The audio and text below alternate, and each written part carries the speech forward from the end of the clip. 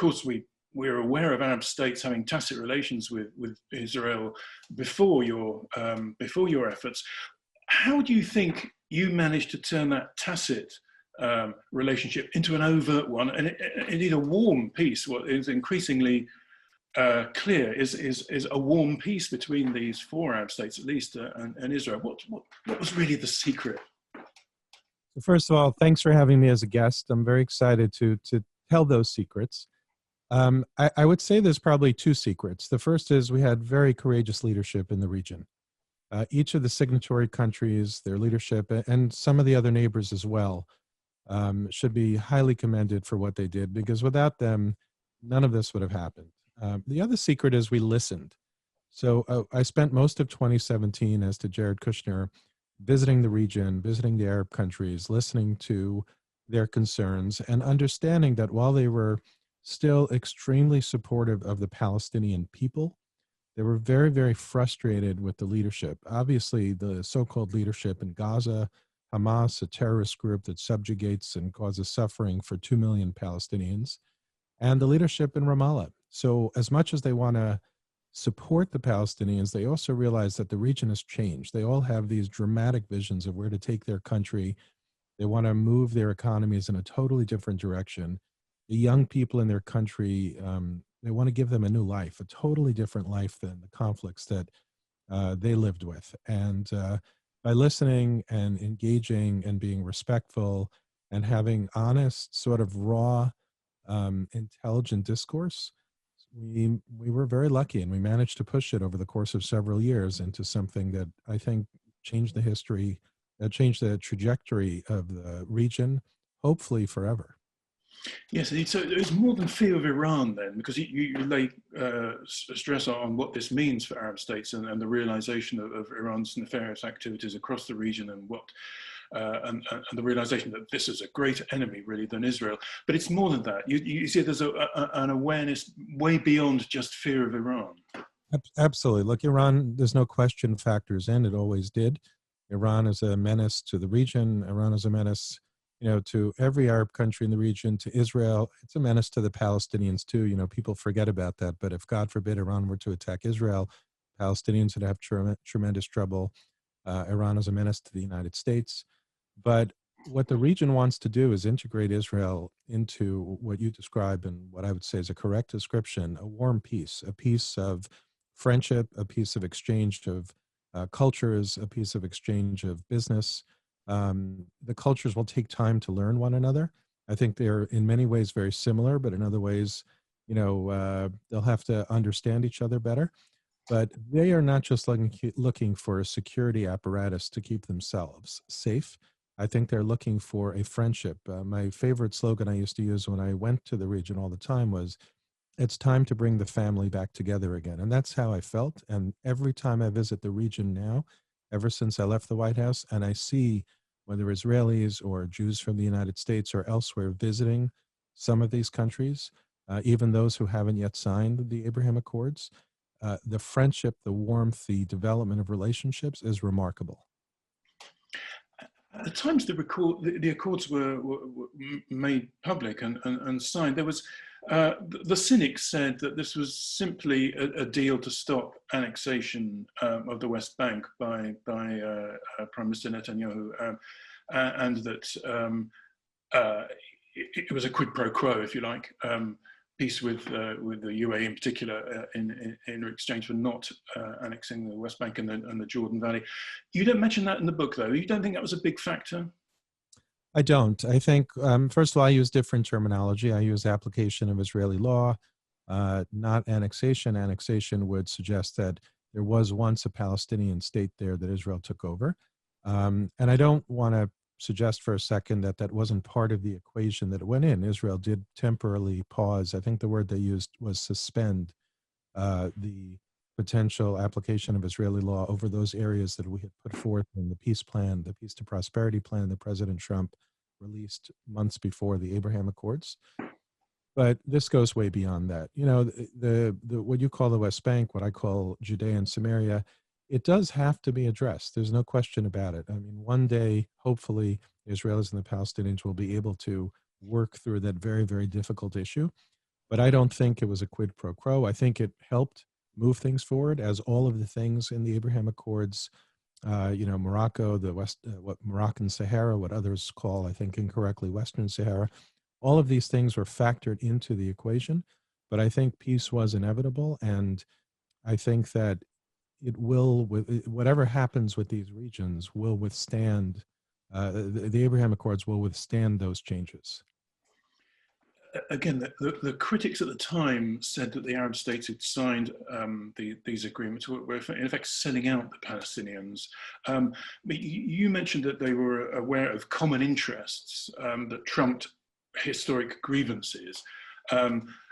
Some might say, well, in fact, they were looking at economic interests, and these historic grievances are actually principles that the Palestinians hold dear. Well, how do you react to that kind of criticism?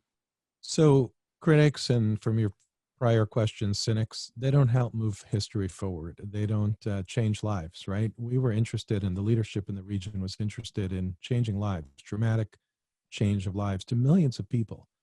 So it's easy for them to sit in their armchairs and say that these leaders in the countries abandoned the Palestinians. They didn't abandon the Palestinians. In effect, the Palestinians abandoned themselves. If you look back, and for those who studied what we did, Palestinian leadership cut off the White House when President Trump recognized Jerusalem as Israel's capital, which was a law in the books of the United States since 1995. All President Trump did was actually allow that law to take place, as opposed to prior presidents who waived the law for what they called national security reasons. The only reason President Trump would have been allowed not to recognize Jerusalem is if he felt there was a national security issue. We spent months studying that, and he made the determination that there was no waiver that was possible. Palestinians cut us off.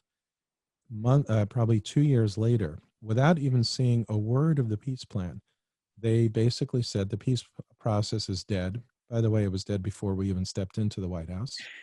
And they made these crazy statements such as, "We hope this peace plan will be born dead." What kind of leadership that wants a better life for their people would say such things? If they don't like the peace plan, that's okay. They want to negotiate it really hard, that's okay. There were so many other ways that they could have shown that they were serious about peace. And I think the region realizes that they can't wait for the Palestinian leadership to get their act together. First of all, there's two different leaderships. I mean, let's not pretend that the leadership in Ramallah has any sway over the Palestinians in Gaza. There's a bitter rivalry, a hatred, if you will, between Ramallah and Hamas. And I think that the Arab region understood that. The veto card was taken away from the Palestinians as it relates to Israel's relationship with its Arab neighbors. But again, I do want to stress that doesn't mean that they abandon the Palestinians. I think the critics and the cynics who say that are wrong. I think the region does want to help the Palestinians, but the Palestinian leadership needs to help them help the Palestinians. Okay, and the Peace and Prosperity plan, as you said in the book, it didn't work. It wasn't accepted, and did you expect it to be accepted, or again, the cynics say, well, you engineered the failure.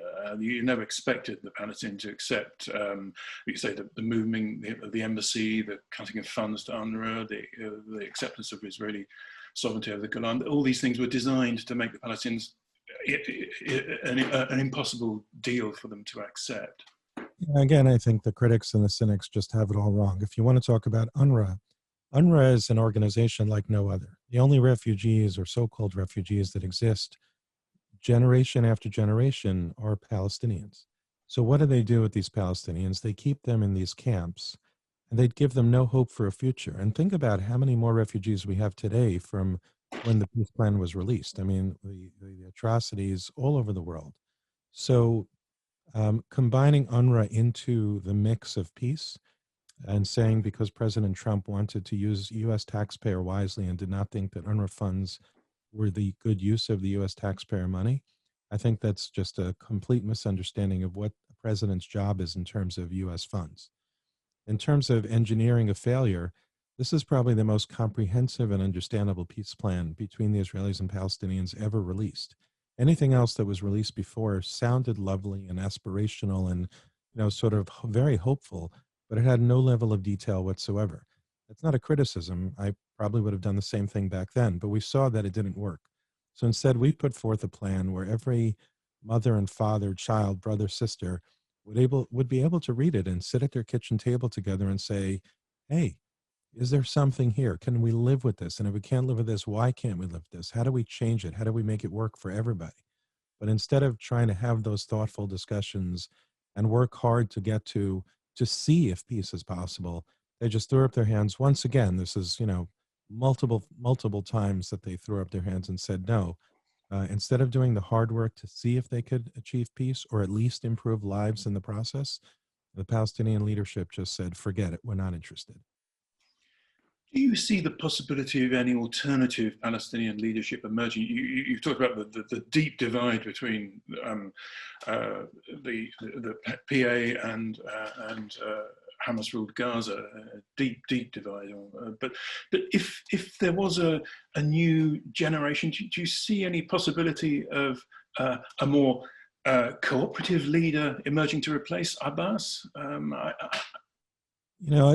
I hate to answer yes and no, but unfortunately, it's a complicated question. So when President Abbas is ready to depart the scene, if he's ready to depart the scene, the younger leadership in Ramallah that I've met, and maybe leadership is the wrong word, the younger people who are active are interested in having real, thoughtful discussions.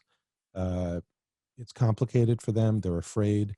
One of the first, I'll just hold up a copy of the book for a second. The first person who I gave this book to was a good friend of mine who's Palestinian, and he read it and he loved it. He is an example of so many Palestinians that I met during my time at the White House who understand that the propaganda that they've been fed for years is wrong. Now, that doesn't mean they don't have the same demands as the Palestinian leadership. They want their state and they want it a certain way, and the issues are as complicated as they always have been, but they're willing to entertain good faith discussions and negotiations to see if it can happen. The reason I'll also say no is that, and I think President Abbas in some ways was trapped, I cover this in the book, by Yasser Arafat. Once you make all these promises that can't be kept, it's very hard for you to be the one to say, this won't work. So if President Abbas retires, hands over the reins, whatever, the next person would really have to be bold and courageous and speak openly and honestly. And then, of course, even if we're lucky enough to get that type of leadership, Hamas is just not that kind of organization. Hamas's mantra, their reason for being, is to destroy Israel. So even if we were lucky enough to engage with the Palestinians in Ramallah, what's the answer with Gaza? Indeed, that's a question. Now, the other part of your book, the title is "How Donald Trump Made Peace in the Middle East and How to Stop Joe Biden from Unmaking It." Why do you think the new U.S. administration is, well, not so new now, but is not wanting to follow in the footsteps? Why do you think they're reluctant? What are the signs you're picking up of a reluctance? Well, originally it took them almost 9 months or perhaps longer to even use the term Abraham Accords. If you go back, it's a little bit comical, and you watch, say, Ned Price, the State Department spokesman, talk about normalization agreements, and when the press pressed him and said, "Do you mean the Abraham Accords?" he'd squirm at the podium, and he would really be very reluctant to use that terminology. They've come a long way. They use it now. They're embracing it now. Part of me wonders whether it was because of our disastrous withdrawal from Afghanistan. They needed to show strong foreign policy. Whatever the reason may be, because I'm not in the room, I don't know why they chose to embrace it. I am seeing positive signs of them embracing it. The envoy to, or now ambassador to combat anti-Semitism, just went to Saudi Arabia, and made a point of talking about the Abraham Accords. So that's a very positive thing. Where I get extremely nervous is two ways. One, we continue, I don't want to use the word negotiate, but we continue to negotiate with Iran. The reason I don't want to use the word negotiate is we are not even negotiating. We're allowing European friends and allies who don't have the same interest as the United States, and certainly not the region in terms of Iran. All they want to do is do business with Iran. So that is really very, very harmful to most of the region. The second issue is they keep just kicking the can down the road when it comes to the Palestinians. They figure if they give them a few diplomatic wins, all will be okay. We took a very different approach. We sat the Palestinians down and we explained we want to try to make peace.